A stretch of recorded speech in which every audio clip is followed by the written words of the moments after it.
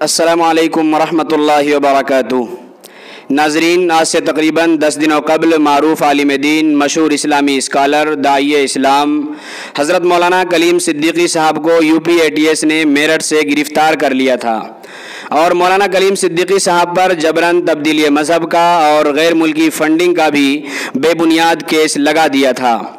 ناظرین، اس وقت کی تازہ ترین خبروں کے مطابق راجدھانی دہلی کے شاہین باغ علاقے میں واقع مولانا کلیم صدیقی صاحب کی رہائش گاہ اور مدرسے میں UPATS کی جانب سے چھاپہ ماری کی گئی ہے۔ اطلاعات کے مطابق UPATS نے مولانا کلیم صدیقی صاحب سے تعلق رکھنے والے ایک شخص کو اپنے ساتھ لے کر دہلی میں چھاپہ ماری کی ہے۔ UPATS اپنے ساتھ کچھ سامان بھی لے کر گئی ہے۔ مولانا کلیم صدیقی صاحب کی دہلی رہائش گاہ پر پولیس کی بھاری تعداد تعینات کر دی گئی ہے۔